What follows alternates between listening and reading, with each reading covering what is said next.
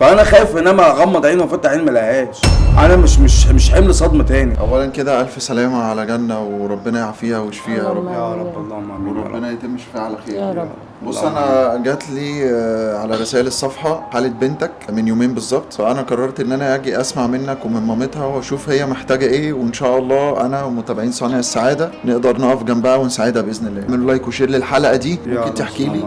هي جنة كان عندها 2 سنين ظهر عليها المرض، كان اختها طبعا كان عندها نفس المرض وتوفت بيه، كان عندها ضمور في خلايا المخ الله يرحمها فتوفت بيه.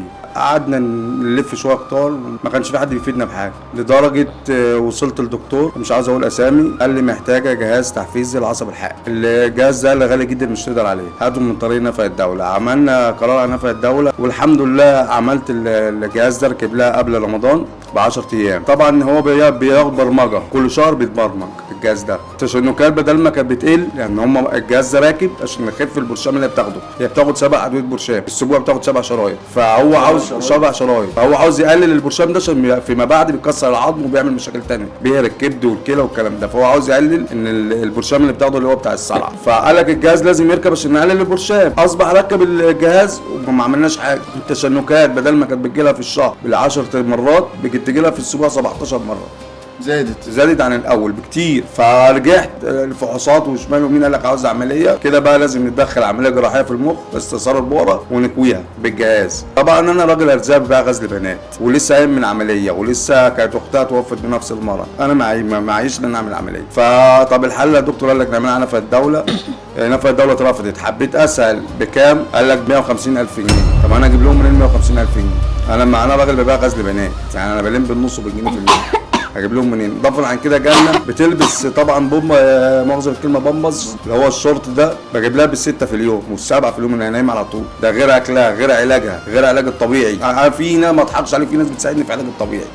ضافا عن كده في صيدلي بناخد منه العلاج، فكل شهر بديله حاجه، كل يوم 50 جنيه 20 جنيه، الراجل راضي ما بيتاخرش معايا في حاجه الصراحه في علاج. شكك علاج للصيدليه. فوالله العظيم مفيش، يعني الواحد بيجي على نفسه كتير، ولا عشان خاطر العيال عشان خاطر البيت احاول افيدها باي حاجه مفيش. ونفسي يبقى معايا حته توك توك اشتغل بيه، بدل ما بلف طول النهار على رجليا، بدل اوديها علاج الطبيعي بيه النهارده عشان خاطر اجيب توك توك يوديها الجلسه بتاعتها، مامتها حامل ما بتقدرش تشيلها، فعشان اجيب لهم توك توك اخدهم من هنا لحد العلاج الطبيعي بياخد 80 جنيه مني. 80 جنيه انا بكسب 150 جنيه في اليوم، ما اخد نصهم. انا ماشي نفسي ازاي؟ الطفله النهارده بتطولي، انا لو مشيت بقى النهارده مش هقدر امشي بقى بكره. فبتمنى من صناع الخير يلحقوها بالتالي. عاوز بنتي تخف ما عنديش مانع، يودوها المستشفى اللي هم عاوزينها، انا ما عنديش مانع. فلازم نعمل عمليه. انا دلوقتي لو ما عملتش العمليه يبقى انا ما عملتش حاجه. لو عملت العمليه التشنجات تهدى هنعرف نعالجها. يعني مين بني ادم يشوف طفل زي كده وما يساعدهوش؟ حتى لو هيموت، خلينا صراحه، لو هيموت بس انت اسم ان انت ساعدته يوم القيامه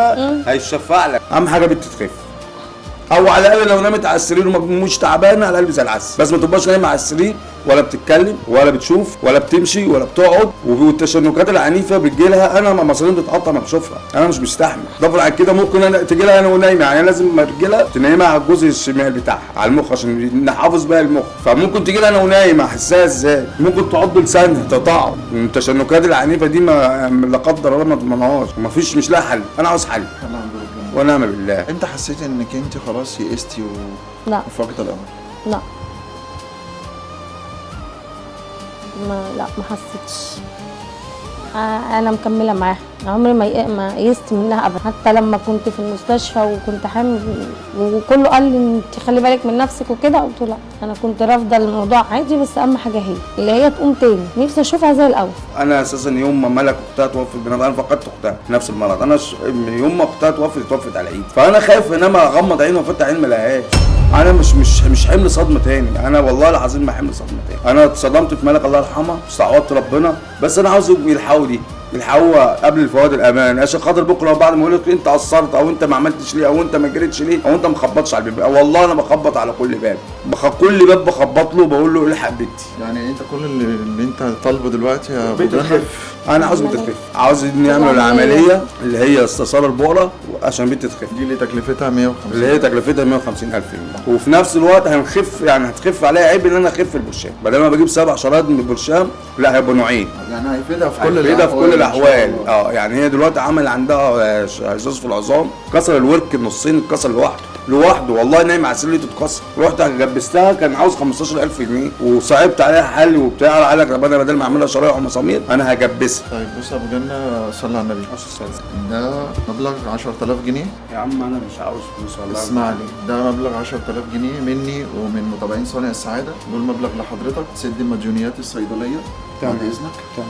وتشوف البامبرز والطلبات بتاعتها يا ام ملك لحد باذن الله تعالى ما هرجع لك اسرع وقت. اديني بس ان شاء الله 10 ايام بالكتير، وباذن الله تعالى هرجع لك انا ومتابعين صانع السعاده. تمام. وهيكون معانا تكلفه العمليه. انا واثق في ربنا وفي المتابعين بتوعي، وان شاء الله باذن الله تعمل العمليه وربنا يتم شفاها على خير. وزي ما انت قلت احنا بنعمل اللي علينا والباقي بتاع ربنا مش بتاع حد تاني. وانا باذن الله انا واجمل متابعين في الدنيا، اولا كده اعملوا لايك وشير للحلقه دي، وباذن الله تعالى كل اللي جالنا محتاجاه عمليه ب 150,000 جنيه. يعني لو حضرتك شاركت بالمبلغ اللي تقدر عليه باذن الله تعالى هنقدر نرجع لجنه في اقل من 10 ايام يكون معانا مبلغ العمليه. انا وجيش صانع السعاده واثق فيكم، دايما في ظهري في الخير ودايما مش بتخذلوني. ربنا يجعله في ميزان حسناتكم. اعملوا لايك وشير للحلقه دي، وباذن الله تعالى في اسرع وقت ممكن هقول لكم يلا بينا نصنع سعاده جديده ونعمل العمليه بتاع الجنه. شكرا والسلام عليكم.